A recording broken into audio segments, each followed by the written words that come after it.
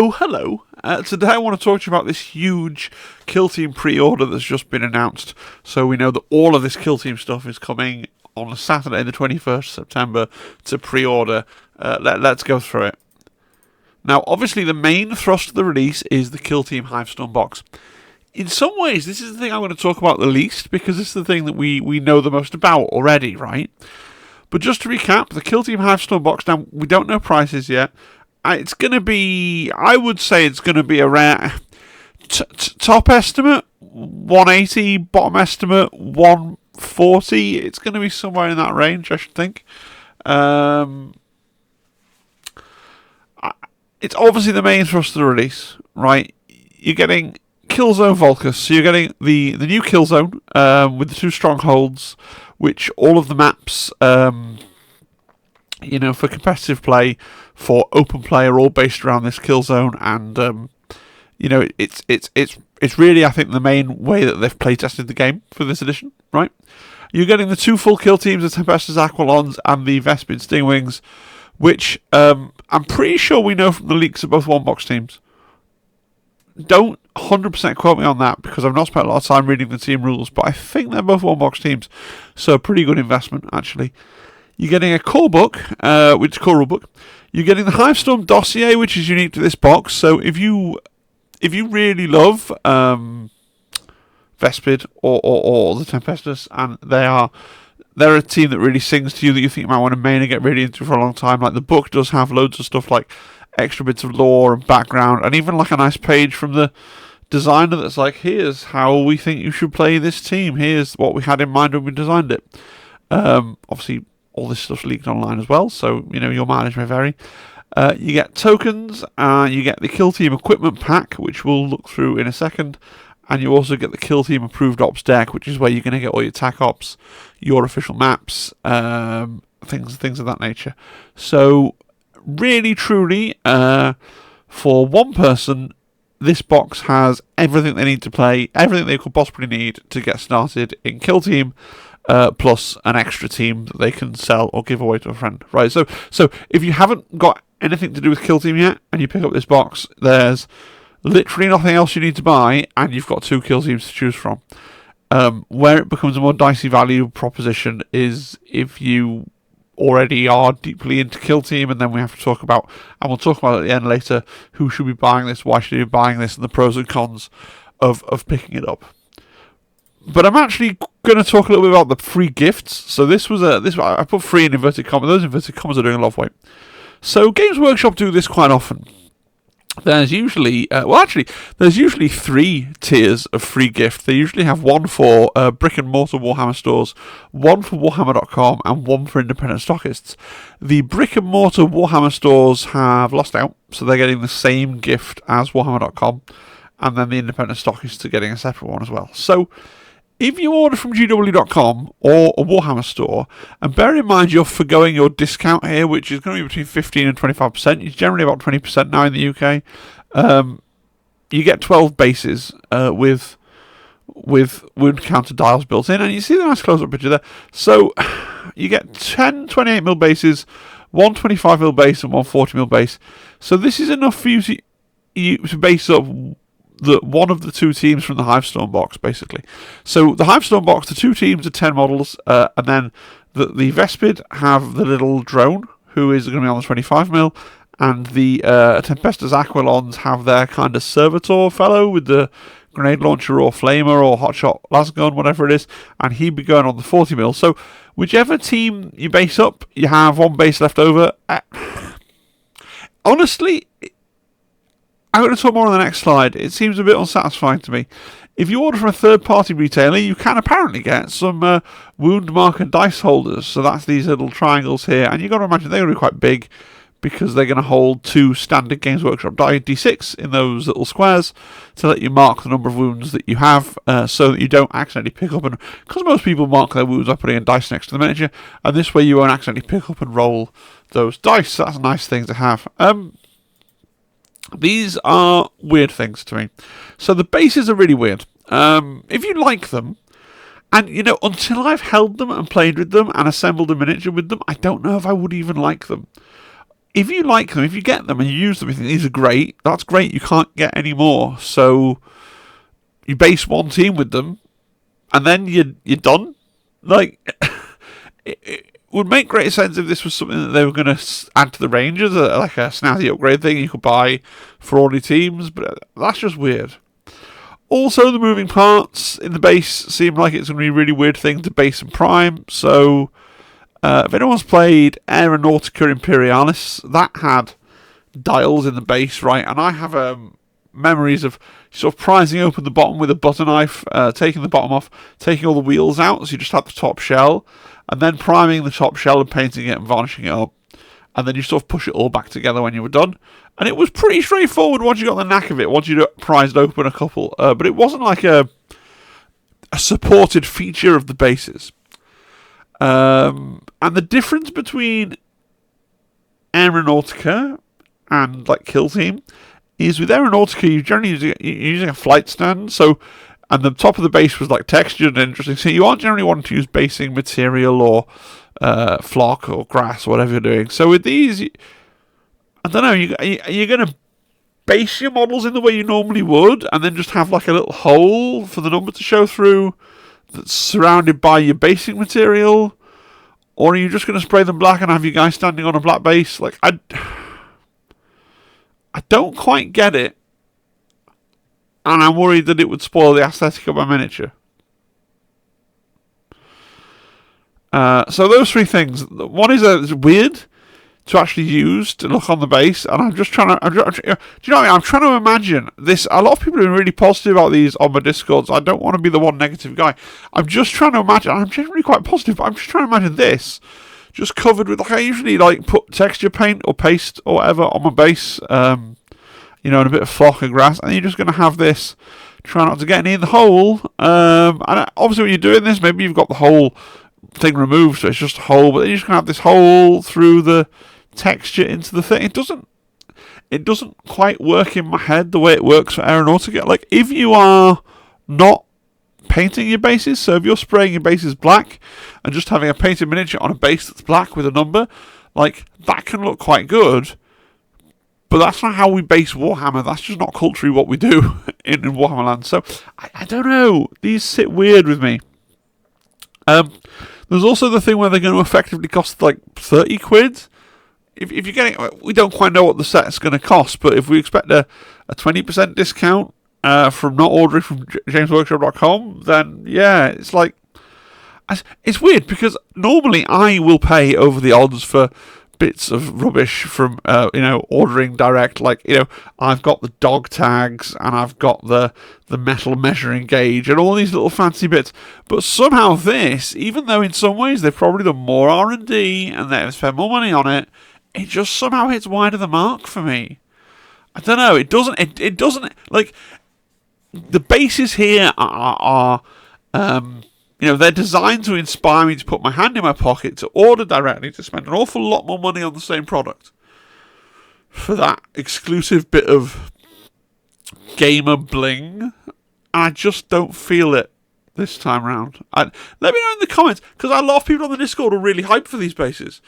I think a lot of them are hoping that they'd be like, oh yeah, and if people really like them, they'll bring them out in the main. But I just can't see it. The markers that hold dice and point for your model for the number of wounds, they're also weird. It's odd that they're giving away two things that do the same job, right? It's odd that the two little gifts are like, competing ways to track wounds. That's weird. They don't super inspire me. They look like things that you could 3D print. And certainly there are on Etsy, there are already things that do this job in a very similar way, right? I like them. Like, guns to my head, if someone said you had to have one of these free gifts, I'd be going for these every time because I might actually use them. I think the bases would just annoy me. Maybe that's just me. And the nice thing about these is if you can get them, they are actually free because they're coming from third-party retailers, so they're coming from places that will offer you the discount. Now, like, I do see the point of these as well. Like, I buy polyhedral dice for marking my wounds. So I will buy like D12s or D8s or even D20s, depending on the team that I'm playing, to mark out my wounds on the basis that I'm not going to, because it's not a D6, I'm not going to accidentally pick it up and roll it. If someone is marking their wounds with D6, especially when I see people marking their wounds with the same dice that we're rolling for the game, like it's just inevitably one gets forgotten or thought of as part of something else. And so this is, I can see the utility here to segregate. Now these are the dice that we're using for the wound markers. Like that's quite cool. But good luck getting them. Like, certainly I'm going to talk a bit more about Element Games later on, and I really would like people to pre-order from Element Games and use my affiliate link.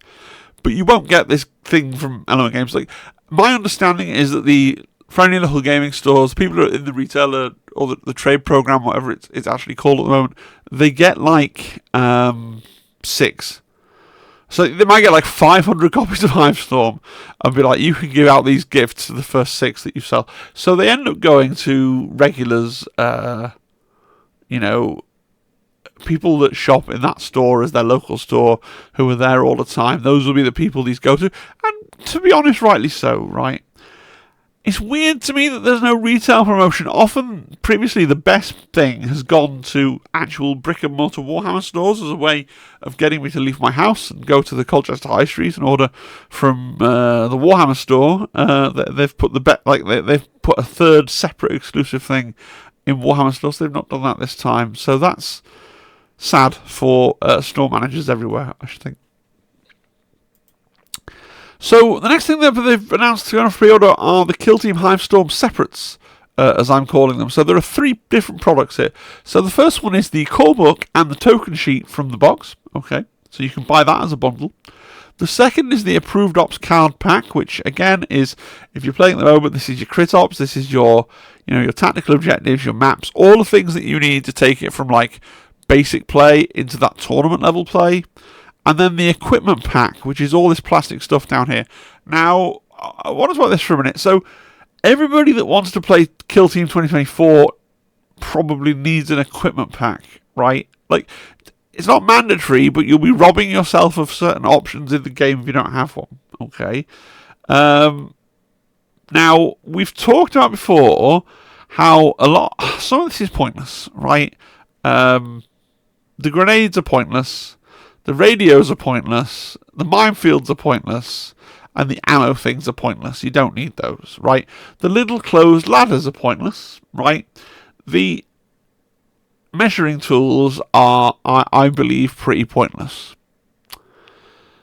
The barbed wire, the jury is out on the barbed wire. I want to make a whole video on this. Go and read the barbed wire rule. It's in the links. Go and read it. It doesn't actually make any sense. Do you have to go over the barbed wire? Do you have to walk within an inch of the barbed wire? Is it an aura around a point? Or is it a physical object that you have to climb? It doesn't really make sense. I'm going to do a whole video on that. There's a couple of interesting things about movement and line of sight that are just kind of odd at the moment. But barbed wire is bizarre. But my main point is, if you actually look at the equipment rules, you can take 1 barbed wire, you can never have 2. You can take 1 heavy barricade, you can never have 2. You can take 1 portable barricade, you can never have 2. You can take 2 medium barricades and 2 ladders. So, assuming you already had medium barricades, you could split a lot of this stuff with a friend.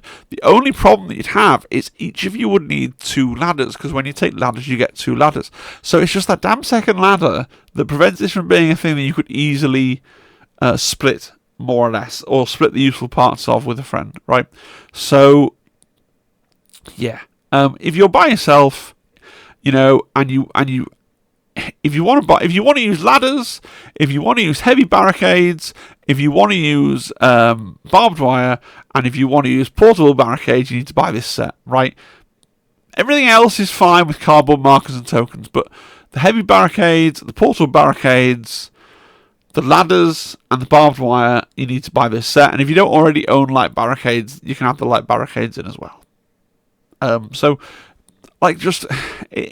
It's definitely something I think you want to have eventually at some point. You don't absolutely insistently need it to play, but it's something you could really do with.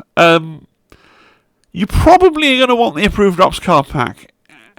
it's possible that the app, when they bring it out, has a facility to pick your attack up. That'd be nice, right? And a facility to let you look up all the different maps that you could be using.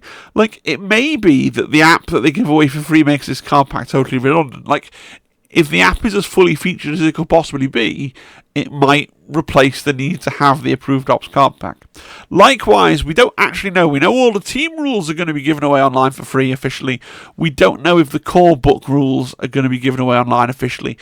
And then it comes down to, like, technically, if you play at Warhammer World, you need to have a copy of the core rulebook with you. That's in the pack. Now, like, most people don't. I always do, because I like to follow the rules if they're not egregious. It is handy to have core rules.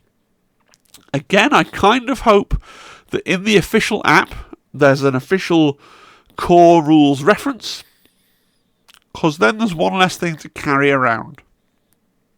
Right? So in an ideal world, the app, when it is out, eliminates the need for the core book and the approved ops pack.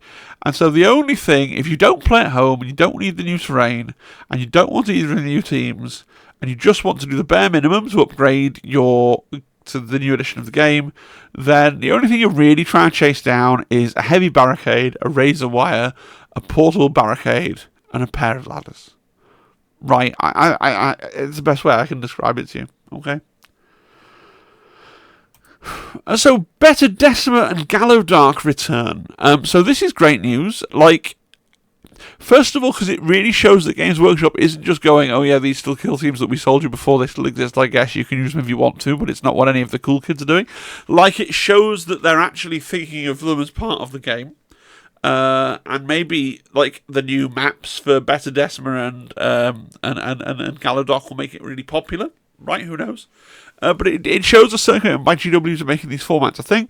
It means that if the community at large keeps refusing to play Beta Decima, like there was no Beta Decima at the TPT event, right? If the community at large keeps refusing to play Beta Decima, the Games Workshop will continue to change Beta Decima until it approaches something that people want to play, but maybe they already have done that work. Maybe the new maps make Beta Decima fun. It's also, I know people, as much as we sort of dunk on it online, I know people that really wanted Beta Decima, and they couldn't get it because they didn't log on to GW.com fast enough, because Beta Decima was, unlike Gallowdark, Beta Decima was actually a super limited release. It really was difficult to get hold of, actually, and that could be another reason we don't see many tables of it at events, is because actually there's not that many full sets of Beta Decima out in the world, right? Rebox teams and cards. So they've come at us with 8 teams for a launch. The Corsair Voidsguard, the Mandrakes, the Blooded, the Nemesis Claw, the Hearthkin Jaegers, the Commandos, the Brood Brothers, and the Scouts. So of those, right, the Mandrakes, the Nemesis Claw, the Brood Brothers, and the Jaegers have never been separately released. So there's a lot of people that played the current edition of Kill Team, right, that really wanted to buy those 4 teams, that didn't want to buy the big box, because some people don't like buying big boxes because they don't necessarily think they're going to use every single piece inside. So they're waiting for those separate teams, and now they can get them. The others are interesting picks, like Scouts. I kind of understand because it's Space Marine Scouts are a pretty iconic thing in 40k, and so having them randomly unavailable because Kill Team's doing a thing is weird. So then you've almost got all the teams from Season 3. It's therefore weird to me that they went with the Voidsguard over the Striking Scorpions. Like, it's basically weird to me that because of a thing Kill Team is doing, you can't buy Striking Scorpions. So that's odd to me, but there you go. I think the Commandos coming back makes a lot of sense. Commandos are a Year 1 team. They're a really iconic Year 1 team. And, oh hey, they might be rotating out of whatever it's called, Classified within a year. But also, like Scouts, I mean less so than Scouts because Orcs are less iconic than Marines. But like Orc players, correct me if I'm wrong, Commandos are like a pretty important unit in the Orc Codex. And they're quite iconic for Kill Team in general, for the brand of Kill Team, right? So, Yeah, the Commandos makes a lot of sense. It's just the Bloodied and the Void Guard are strange choices to me. I might have gone for the Striking Scorpions instead of the Void Guard, and the Beastmen instead of the Bloodied. I think, but that's just me. Let me know in the comments if you think that's a good spread of teams for them to start releasing. Now, talking about these new teams, every box there gets a bespoke token set. So we've seen these already with all of the Season 3 teams. So the Nemesis Claw, the Mandrakes, the Scouts, the Jaegers and the Brood Brothers all got bespoke token sets in the box with them. Anyway, right, it's part of the updated treatment they did for Season 3. But the Commandos, the Blooded, and the Void Guard have had, I presume, new token sets invented for them, official ones. So those tokens are going to be in the box with those teams now. Unfortunately, if you already have those teams and you want the official tokens, you're out of luck. Perhaps try and find a 40k player who fancies Void Guard or Traitor Guard or Commandos in their 40k list, and then it's like, what's this token sheet? I don't want this, and then you might be able to have it from them, but there's no separate way to buy that right now. And then separately to all of these, alongside all of these, is going to be a box of cards. Now, these sound from the descriptions on the website to be very much like the cards that we've already seen again from the Season 3 teams, but obviously updated now with the Kill Team 2024 rules. Now, I'm in a real bind with these cards because I'm really hopeful that I don't need them. Because, for my money now, the 40k app is so good that I didn't feel the need, for example, to buy the Sisters of Battle cards when they came out. I just didn't see the point. Because the app is so quick and easy to reference. But until we've seen the Kill Team app, I won't know whether I really want these cards or not. And the tragic thing is they're going to be like 20 quid a throw, aren't they? At least. And so if you're going to start trying to collect for all the teams, if you're someone that has most of the teams or all the teams, for you've bought all the big boxes because you're a Kill Team whale, and then you're like, oh, right, now I need a card pack for all my teams. I mean, do you want to spend probably as much money on cards as you spent on Hive Storm? If they're going to be 20 quid a throw, it's going to be 160 quid for all those cards, which is around, give or take, 20 quid, around what I expect Hive Storm to be. That just doesn't feel good, right? So I'm really hoping that the app is good enough. But then there's a little worry inside me that's like, well, you have to decide and pull the trigger on the cards before you've seen the app, right? Because they're not going to release the app before release day of the game, I wouldn't have thought, right? And so at that point, it's like, what if I don't pre-order the cards, and then because it's Games Workshop and cards, the cards go out of stock really quickly? Because Games Workshop historically have sucked at keeping anything in stock for more than 2 minutes that's been a card. And so then you fear missing out. Nemesis Claw are the team that I am maining at the moment, and Brood Brothers are the team that I'm currently preparing on my hobby desk and want to start playing after they get completed. So even if I'm not going to try and collect all the card sets that I could ever want, picking up those two isn't that, but that's 40 quid potentially. And then if the app turns out to be good enough, you've paid money for pointless cards. It's a bind. It really is a bind. I really hope the GW give us an article this week in the run-up to the pre-order day that's focused on the app, right? Because we know we're getting an app. If it's as good as the 40k app and as usable, I won't feel the need to have cards. But as it could be, right? Because you got to remember the 40k app is paywalled in various ways. This is a free app, so it could just be the very bare bones of an app where you click a link and a PDF file kind of renders in the app, right? And it's not got that interactivity and that ability to quickly find your card that you want. Now, you could just use Kill Team Battle Kit, right? Which is it easier to navigate? I've never actually tried to use KT Battle Kit in a game because I've been playing Nemesis Claw and I've had the cards because the cards haven't been an add-on purchase. They've been free, included in the price of the box, right?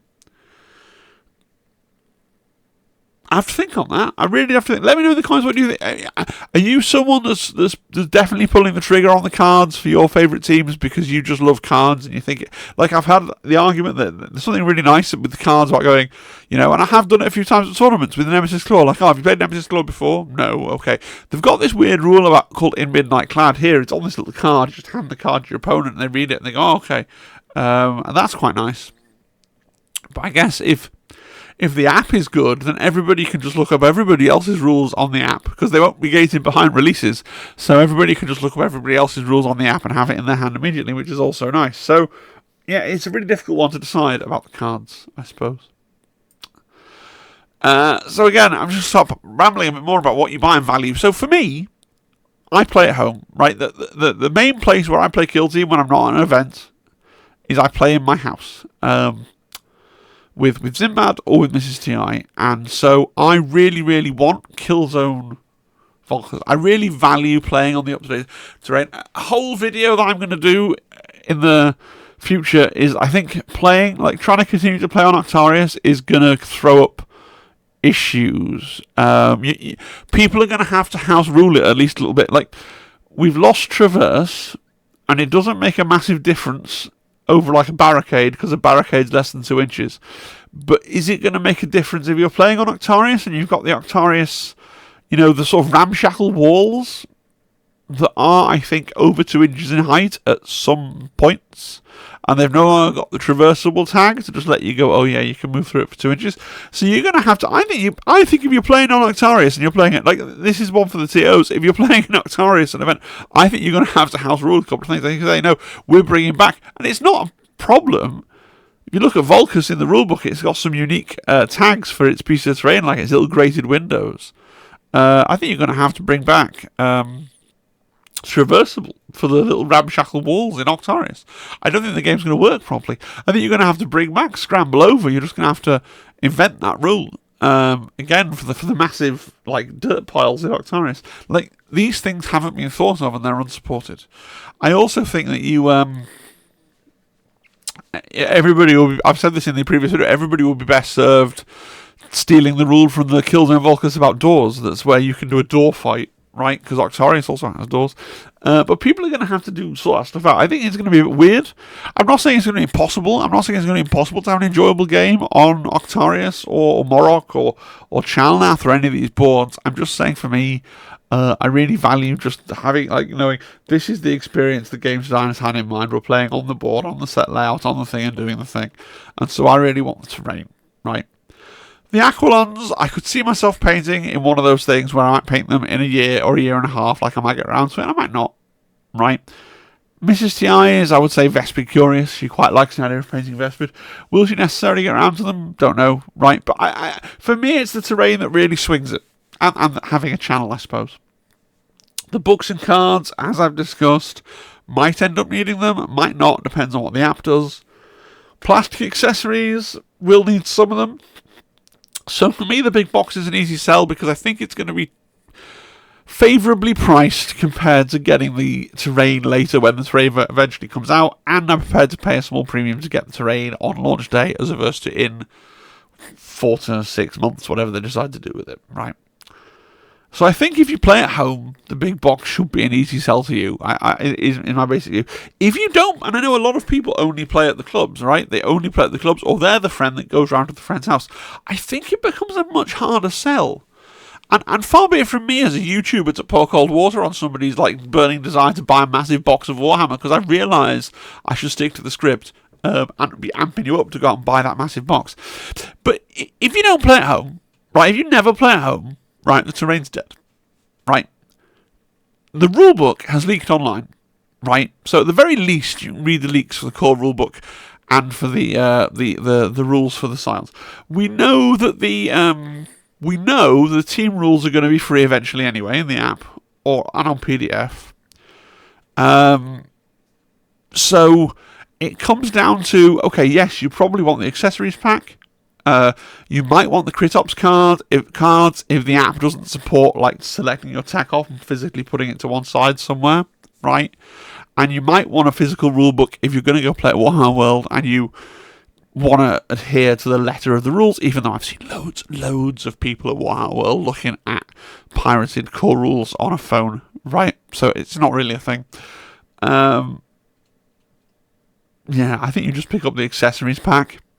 Honestly, like, if you don't play in your house and you don't need, like, some people really love Vespid and need to have Vespid now and not in 3 months' time. If you need to have Vespid or Tempestus Aquilons now and you're very wealthy, then go for it. Like, I'm not going to say don't, right? Like, but to me, it really comes down to the terrain. I think the one thing that most people should be pre-ordering if they play Kill Team at all is probably that accessories pack, just so that you're using and experimenting and playing with the heavy barricades, the barbed wire's got a screwed up rule, but heavy barricades, portal barricades, all these things, right? And then hope that the free app is good enough, or pick up a card deck later, or I'm sure that Kill Team Battle Kit's just going to have all the stuff all the stuff that's printed on paper you'll be able to get for free online one way or the other, right? If you're comfortable with that. Now, all this said, I know that some people physically like physical cards, so they'll want the TAC Ops cards anyway. If you know that you're one of these people that's like, it doesn't matter what's online, Phil, I will want TAC Ops cards because I want the sensation of picking up a card and putting it in front of me and going, this is my TAC Op, this is my hidden not crit op, because hidden primary op, that's the worst thing.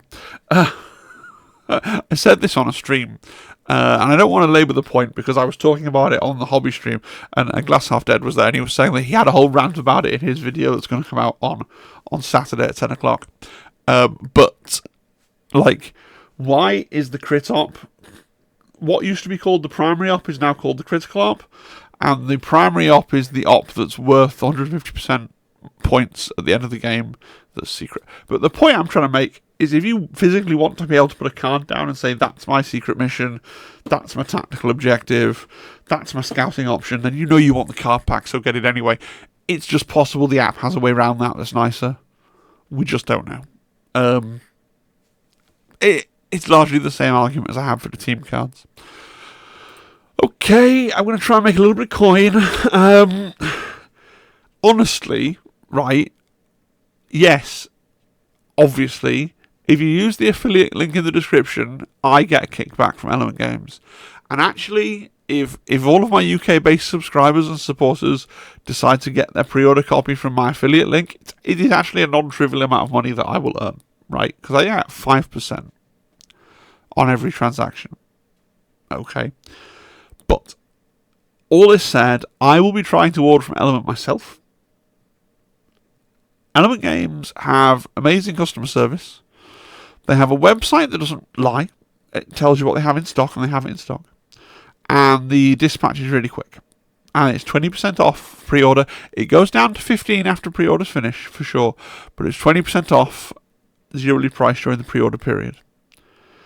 And they actually try. Now, I was talking to a friend of mine on the Discord, Oro. You probably know him. He's very active. And he lives in... It's funny, because he lives in Liverpool somewhere. Don't want to dox the man, but Liverpool, right? And Element Games is Stockport. It's not that far. But when he orders from Element Games, his parcel didn't turn up until Tuesday or Wednesday. Whereas I'm down here in Essex, in deepest Colchester, and yet my Element Games parcels always turn up on Saturday, and on the rare occasion they miss the Saturday, they're always there on Monday. Elements at least try, but this is superior to Games Workshop, who basically now, I think, have taken to dispatching pre-orders the Monday after release day. Like, you don't even have a hope in hell of getting your stuff on release. Like, they physically don't work it so that you could get your thing on release day. Now, obviously, ordering from EW.com is safer if you think that the Kill Team box is going to be underproduced. We'll probably hear some rumblings from on the web, not usually from me, as retailers get their numbers, and people will say, "Oh, it's short. It's not. It's short." But Valrak said that the Angels of Death box was short. I told a friend of mine I knew wanted it on Discord, I've heard it's going to be short for any local gaming stores. He ordered it from GW.com full price and waited ages for it to arrive. And Element, I was watching, Element Games had it in stock for like at least 45 minutes. Like, totally could have had it quicker and cheaper. I am sorry about that, Simon. I was just repeating Chapter Master Valrak's faulty information. So you will hear stuff about where it's short and where it's not short, but it may not pan out that way. I do think this is going to be a big release. I think a lot of people are going to want it. We're close to whisper it, but like Kill Team may well be Games Workshop's second most popular game. Sorry, Age of Sigmar. And of course, I think 40k players are going to want the box as well, because we've talked before about the terrain in 40k and how you can't buy it, right? And if you play Tau, you really want those Vespid. They look really cool. Aqualon, there's no rule in 40k yet, but the Guard Codex, we're expecting the advanced copies to hit at Christmas time, so maybe the 40k players won't want the Guard yet because they can't use them. But my point is, if you're worried, go to GW.com. My strategy will be trying to go to Element and then to fall back to GW.com if I miss it on Element. What you can do, what I've done before, is you can order it from GW.com, then try and order it from somewhere like Element. And if you get the order from Element, you can cancel the GW.com order, which is a little bit mean, but they don't have a choice, right? It's distance selling regulations. You have a cooling off period. You can cancel. They can't really do anything about it. This is anything you buy online, you can cancel it within however many days of having bought it.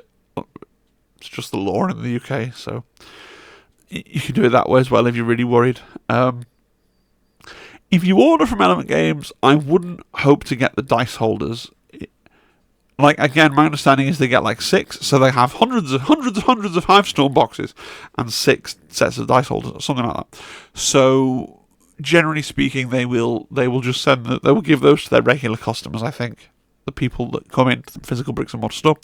If you really want those dice holders, the only way you're going to get those, I think, is if you have a local store where you regularly buy stuff and play games, and you know the guy, and you go in like tomorrow and go, look, I'm going to be buying this, I want to pre-order it, I saw on Warcom you're going to get these, what are my odds of actually getting hold of a set, and actually have the conversation with him and try and find out what's going on.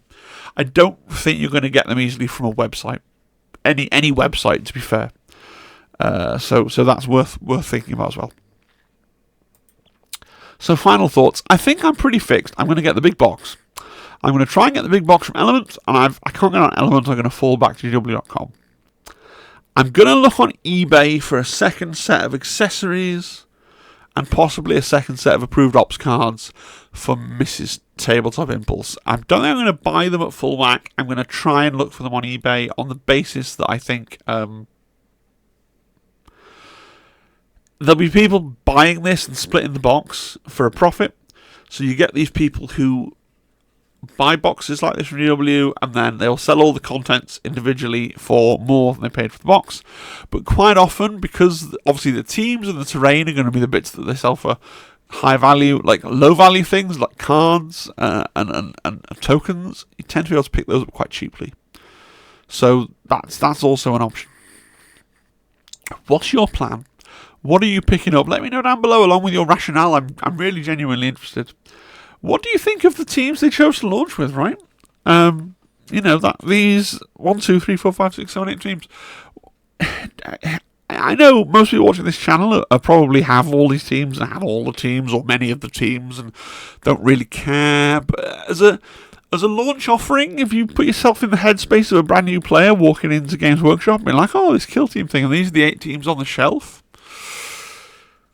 I think a lot of people are going to go, oh, it's Scouts, Nemesis, Claw, there's no Imperial Space Marines. I mean, it would, but then again, there's never was going to be an Imperial Space Marine box. I would like to see the Novitiates, I guess. Bloodied is a weird choice, but yeah, I think it's a nice selection. I think there's something there for most people, for sure. If you enjoyed the video, if you learned something from the video, if it helped you in any way, please do consider sharing. I want to say a massive thank you to all of my members, people that support me every single month with actual money. That's really cool. If you want to become a member, click memberships. There's a whole extra little secret video that tells you about the benefits of being a member, blah, blah, blah. The main thing being you get to see all the live streams after the fact. So the live streams are free for everybody, but the live streams after they're finished are behind the paywall. The only thing, and there's a couple of other little members-only videos behind the paywall as well. Please do consider subscribing and sharing the video, telling your friends. Oh, I saw a really cool video about the new Hive Storm release that broke down exactly what you could buy and why you might want to buy it. That might really help you. New player, that would be a really nice thing for you to do. Be really kind. Thank you. Alright, thanks everybody. Hope you enjoyed the video. And I'll see you again tomorrow. We'll probably talk about Eldar teams. Bye-bye, bye-bye, bye-bye, bye-bye, goodbye, bye, bye, bye, bye.